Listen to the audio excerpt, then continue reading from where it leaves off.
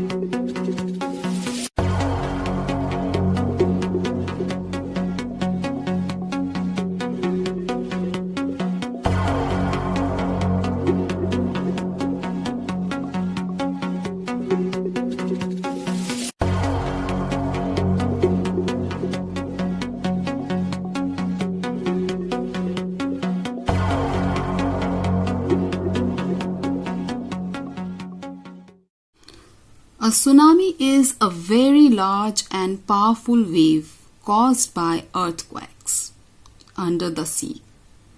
On 26 December 2004, a tsunami hit Thailand and parts of India, such as the Andaman and Nicobar Islands and the Tamil Nadu coast. Here are some stories of courage and survival. Now, my dear students, I have already told you that what is a tsunami. And I also gave you the live example of 26 December 2004 tsunami. Now, here we start some stories of courage and survival. We read about the people who courageously struggled and fought with these huge waves. Did animals sense that a tsunami was coming? Some stories suggest that they did. Now, did animals sense that a tsunami was coming? This is also the important part of the chapter, and we will read this in part 3. So, first of all, let's start part 1 of the chapter. Now here are some stories. These stories are all from the Andaman and Nicobar archipelago. Archipelago means a group of many islands, and the surrounding sea is called archipelago. Now there is story number 1. Ignatius was the manager of a cooperative society in Kachal. His wife woke him up at 6 a.m. because she felt an earthquake. Now, Ignatius, who was the manager of a cooperative society in Kachal, his wife woke him up at 6 a.m. because she felt some tremors. She felt an earthquake. Ignatius carefully took his television, set off its table, and put it down on the ground so that it would not fall and break. Then the family rushed out of the house. We generally know this, that whenever we feel earthquake tremors, I think we should go out to the open place. Right? Same thing happened here. Ignatius' wife, as she told him about the tremors of earthquake, first of all, Ignatius, he carefully took his television down, and then the whole family rushed out of the house. When the tremors stopped, they saw the sea rising. In the chaos and confusion, chaos means disorder, confusion, that is called chaos and confusion, two of his children caught hold of the hands of their mother's father and mother's brother. It means was, how many people were there? Ignatius, his wife, two children, and one mother's father and another one is mother's brother. So what they did? One child, he caught the hand of mother's father and another one caught the hand of mother's brother and rushed in the opposite direction. He never saw them again. His wife was also swept away. Swept away means to eliminate completely and without a trace. And eliminate means to remove somebody. So without a trace, they swept away. Only the 3 children who came with him were saved. It means Ignatius, he was having 5 children with him. Now story number 2 is about Sanjeev. Sanjeev was a policeman serving in the Kachal island of the Nicobar group of islands. He somehow managed to save himself, his wife and his baby daughter from the waves. But then he heard cries for help from the wife of John, the guest house cook. Sanjeev jumped into the water to rescue her, but they were both swept away. Sanjeev, who was a policeman, here he showed the example of courage.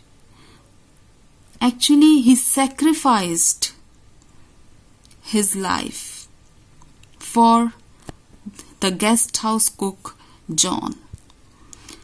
He was a policeman. He was serving in Kachal Island of the Nicobar group of islands. He somehow managed to save himself, his wife and his baby daughter from the waves, from the giant waves. But then suddenly he heard cries for help from the wife of John, the guest house cook. And suddenly, when he was saving his baby daughter, his wife, suddenly he heard cries for help from the wife of John, the guest house cook. So in order to save the guest house cook's wife, he jumped into the water to save them. But they were both swept away. So here Sanjeev sacrificed his life to save the John's wife, who was his guest house cook. We should be proud of him.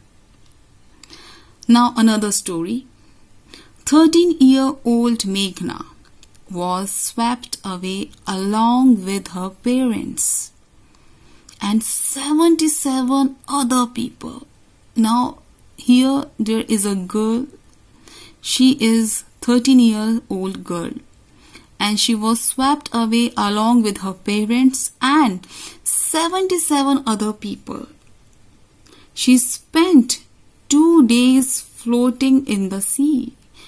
2 days she spent floating in the sea and holding on to a wooden door. 11 times she saw relief helicopters overhead, but they did not see her.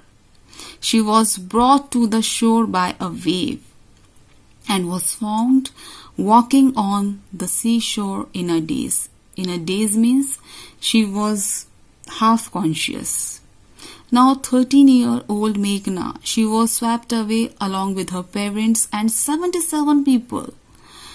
She spent 2 days floating in the sea, and she was that time holding.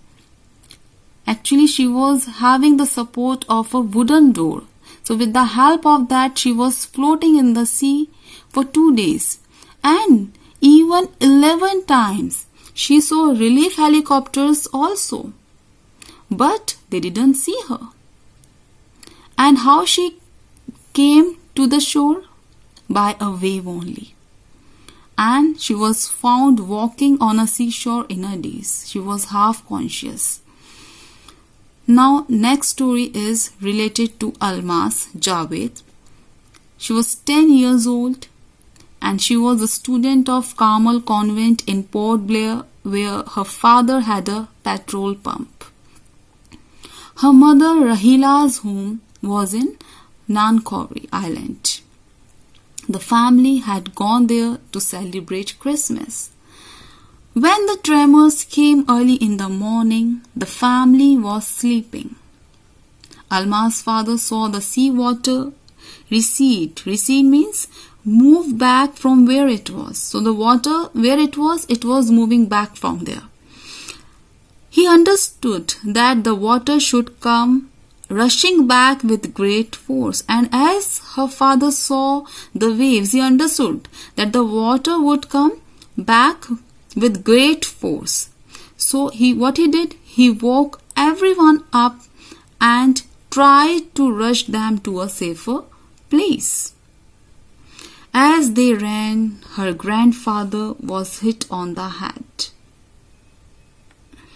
by something and he fell down. Her father rushed to help him. Then came the first giant wave that swept both of them away. Now Alma's Javed, she was 10 years old girl, and her father, he was working in the petrol pump. As he felt the tremors,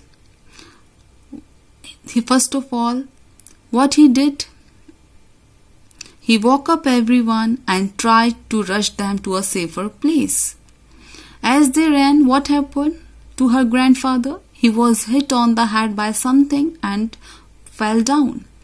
Her father rushed to help him, and as he was helping him, at that time the first giant wave came and swept both of them away. Now Alma's mother and aunts stood clinging to the leaves of a coconut tree. Clinging means to hold on tightly to something. So they were holding the leaves of a coconut tree.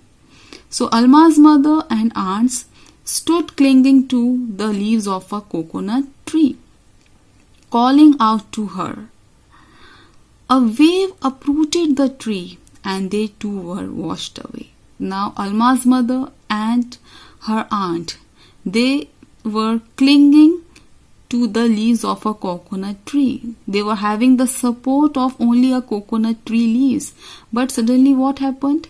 A wave uprooted the tree and they too were washed away. Now who is left? Alma.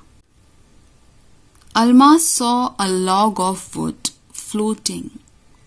She climbed on to it. Then she fainted. When she woke up, she was in a hospital in Camorta. From there she was brought to Port Blair. The little girl does not want to talk about the incident. Now here Alma's, she saw a log of wood floating and she climbed on it. Then she fainted. And when she woke up, she was in the hospital in Camorta. And the little girl, she doesn't want to talk about the incident. with anyone, she is still traumatized. Traumatized means greatly shocked and distressed. So the girl was in depression. Why she was in depression? Because she loses everything. Her father, aunt, mother, everyone. My dear students, look at this picture.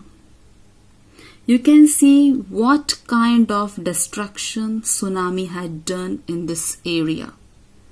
You can see a house which is completely toppled down in shambles, and people are looking for their loved ones to save them.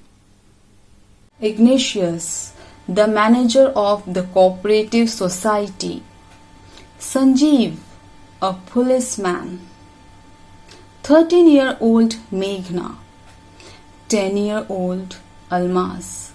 They all were one of the people who survived in 2004 tsunami bravely.